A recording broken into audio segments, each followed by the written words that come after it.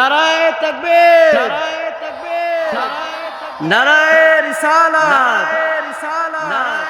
সম্মানিত ভিউয়ার্স, আসসালামু আলাইকুম ওয়া রাহমাতুল্লাহি ওয়া বারাকাতুহু। 1446 হিজরি নববর্ষ উদযাপন উপলক্ষে লুদুয়া আহমদিয়া সাল্লাল্লাহু আলাইহি ওয়াসাল্লাম হাফিজিয়া ও দাখিল মাদ্রাসার সকল ছাত্র এবং শিক্ষকদেরকে নিয়ে আনন্দময় সফর মতলব উত্তর বেরিবান্দের দর্শনীয় স্থান। সাথে থাকুন, উপভোগ করুন।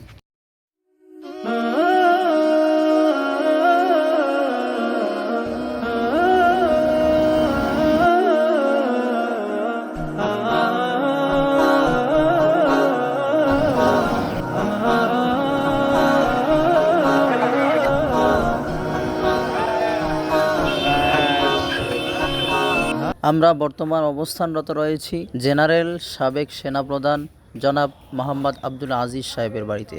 বাহিনীর সাবেক যিনি সেনাপ্রধান ছিলেন জেনারেল মোহাম্মদ আজিজ আহমেদ, তার বাড়ি এই হাতের পাশেই, রাস্তার পাশেই দেখা যায় নদীর অপর সাইডে, এবং এখানে মসজিদ নতুন করতেছে। তোমরা একটু যদি ঘুরে দেখতে পারো, এবং হাসপাতালও রয়েছে এখানে।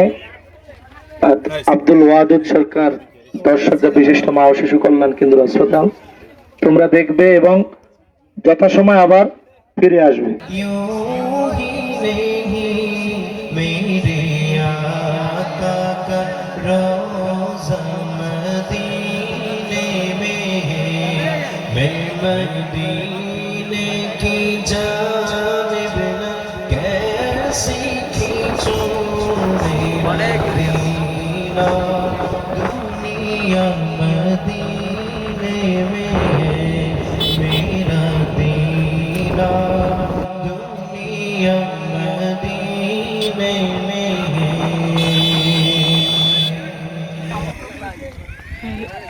আপনার গাড়ি এত স্পিড কেন বলেন?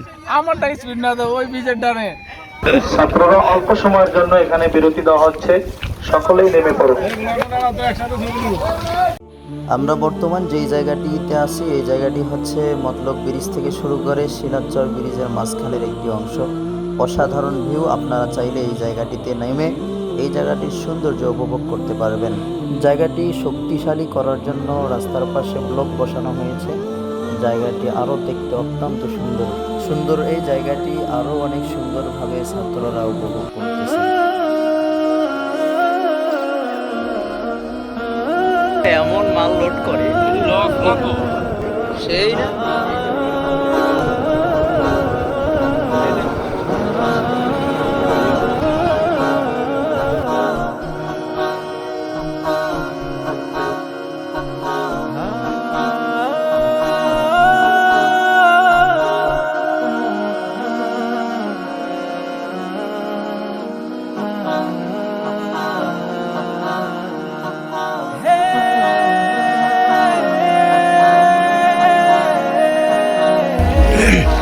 আপনাদের ফিলিংস কেমন?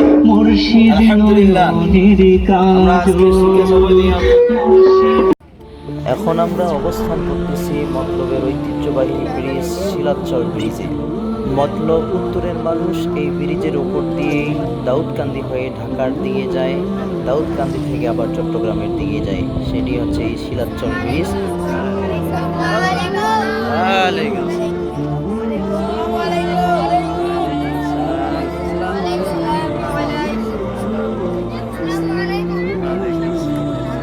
তোমাদের ফিলিংস কেমন বলো? অনেক ভালো। আমাদের বিশ্বজোড়া ঘুরাইতে আসছে, ওই জন্য আমরা আজকে অনেক খুশি।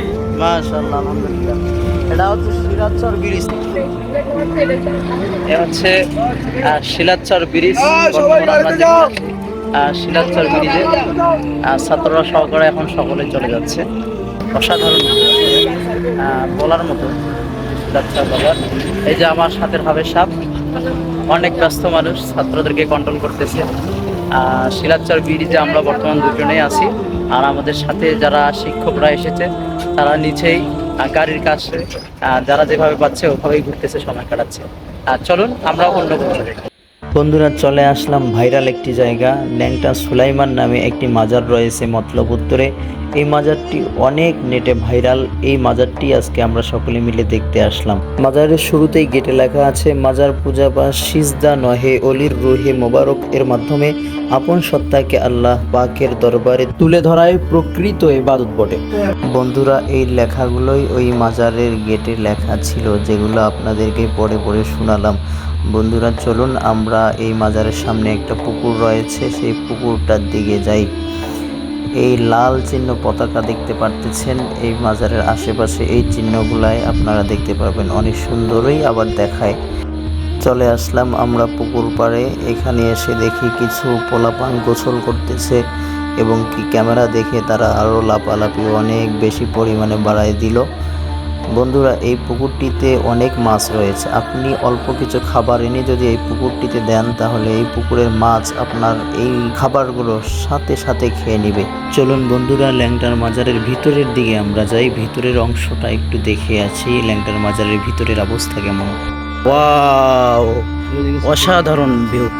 আমাদের লুদুয়া আহমদিয়া সাল্লাল্লাহু আলাইহি ওয়াসাল্লাম হাফিজিয়া ও দাখিল মাদ্রাসার ছাত্ররা সকলে আসছে। তারা সকলেই ওই আপনারা দেখতে পাচ্ছেন দোতলার ভিতরে সকলেই হাত উঁচু করে ল্যাংটা বাবা বলে সম্বোধন করতেছে। আসলে মাজার এসেছে তারা পরিদর্শন করতে। আপনারা কেউ অন্যরকমভাবে মাইন্ডে নেবেন না, একজন একরকমভাবে নিয়েছে। কেউ এসেছে দেখার উদ্দেশ্যে, কেউ এসেছে জিয়ারতের উদ্দেশ্যে। ছোট্ট পরিসরে আমরা আসলে আজকের আয়োজন করেছি, ছাত্ররা সকলে উঠেছি। নারায়ে তাকবীর, নারায়ে রিসালাত। এটাই হচ্ছে এরিয়া, এখানে বিশাল বড়। ছাত্ররা আসলে অনেক আনন্দ ফুর্তি করতেছে ল্যাংটার বাবার মাজারে। মাশাআল্লাহ, আমাদের হুজুর ব্লগ করতেছে। এই হচ্ছে, চলুন আপনাদেরকে নিয়ে আরো আমরা আরেকবার গাউসিয়া। মাশাআল্লাহ, আমাদের আজান ভাই বলতেছে নারাই গাউসিয়া। এই আসলে ল্যাংটার মাজার। তারপর এদিকে ছাত্ররা নেমে আসতেছে মোটামুটি সবাই। সালাম আলাইকুম।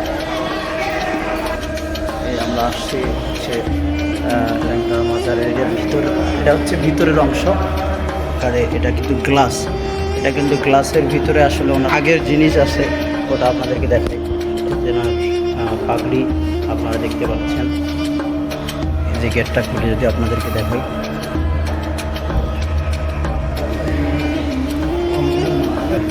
বাইর হয়ে যাচ্ছি মাজার থেকে। সুলাইমান ল্যাংটা সংক্ষিপ্ত জীবনী। সুলাইমান ল্যাংটা দরিদ্র পিতামাতার একমাত্র সন্তান। ছোটবেলায় পিতামাতা উভয়ে মারা যান। এরপরে সুলাইমান ল্যাংটার আপন বলতে আর কেউ থাকে না। পরবর্তীতে বদরপুরে দুঃসম্পর্কের এক বোনই ছিল একমাত্র অভিভাবক। সুলাইমান ল্যাংটা দেখতে খুবই ফর্সা ছিলেন, এজন্য গ্রামের লোকেরা তাকে দুষ্টামি করে ধলাগাই বলে ডাকত। সুলাইমান ল্যাংটা জীবনের বেশিরভাগ সময় বোনের বাড়িতে থাকতেন। তার বোন তাকে অনেক আদর যত্ন করতেন, কিন্তু তার ভগ্নিপতি সুলাইমান ল্যাংটাকে দিয়ে সংসারের অনেক কাজ করাতেন। একদিন তার ভগ্নিপতির কথাতে তিনি বাড়ি ছেড়ে চলেন। এরপর বহু খোঁজাখুঁজি করার পরেও আর তাকে পাওয়া যায়নি। 37 বছর পর তার বোনের বাড়িতে আবার ফিরে আসে। এরপর প্রায় সময় তিনি ল্যাংটা থাকতেন। তার বোন তাকে পোশাক পরতে বললে তিনি বলেন, আমার পোশাক পরলে গায়ে জ্বলে। সুলাইমানকে প্রায় সময় দেখা যেত কোমরে গামছা পরে থাকতেন, এজন্য মানুষের মুখে মুখে সুলাইমানের নাম হয়ে যায় ল্যাংটা সুলাইমান। এই হচ্ছে তার সংক্ষিপ্ত জীবনী। ওই মাজার, এই বেলগাছ, এটাই হচ্ছে সেই বেলতলা যার নামকরণ হয়েছে। যেহেতু সময় কম, মাজারের এটা হচ্ছে ফুল স্পেস। এই যে তার পতাকাগুলা এভাবে হয়ে গেছে।